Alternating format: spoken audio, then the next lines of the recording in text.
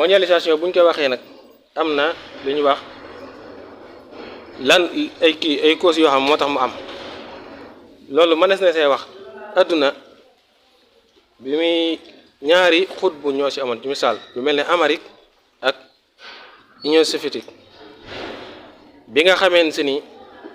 Union soviétique daanu na léegi Amérique ci la doonee benn leader ci àdduna nga xam ne mooy daanaka bu ñu ko waxee mooy def di dindi ci misaal ci biir loolu mën nañ koo jàpp ne muy sabab bi mondialisation daal di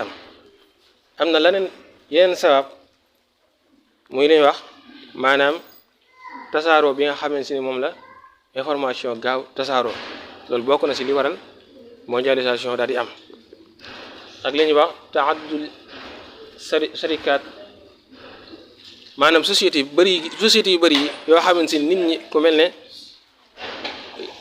yenn sociétés yi xam dañuy nekk ci biir am réew waaye la ñuy produire bëri waay goo xamante ni seen maanaam mënuñ ko jaay seen réew ba mu jeex tàkk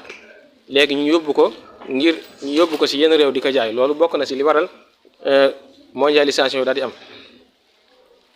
léegi ci biir am gi mu am nag am na mondialisation dañ ko sédd ñetti xaaj am na li ñuy wax réew yi nga xam dañoo am développement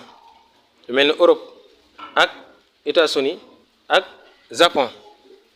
daanaka mën nañu wax ñetti réew yooyu bokk na ci réew yi ñuy jàpp ñooy réew yi nga xam ñoo am développement ba ci Siin bu fekkee dugg na ci réew yi du am développement yàggut ndax Siin ñi ngi koy boole ci réew yi nga xam réew yi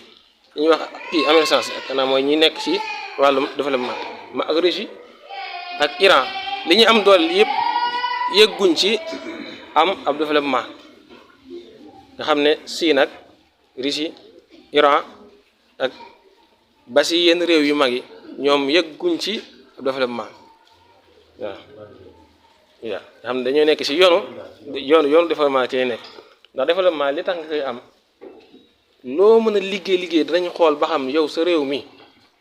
nit ñi li ñuy dundee chaque jour ndax mën na leen a jëriñ wala boog revenu bi ñu am chaque jour moo tax Siin doole ji mu am lépp ba léegi yëggul ci développement Russie tamit noonu Iran ak yenn réew yi li ñu am doole lépp yëgguñ foofu noonu am réew yi nga xam ne si nag moom comme mu mel ne suñu réew yi nii réew yi nga xam si ñoom xeetu développement sax teñ jooguñ ko mooy ay mel ne réew africain yu bëree bëri ndax am na réew yoo xam lu mel ne Afrique Sud moom génn na ci moom mi ngi ci yoonu comme instant di dem waaye ci biir loolu am na ay conséquences yi mu jural Afrique loolu nag duñ ci sori ndax dañu ci bañ a xuus dañuy bàyyi rek loolu dafee Moussa Sarr dugg ci bu baax a baax dafay ñu teewlu ko daal njariñ leeg ak li ko waral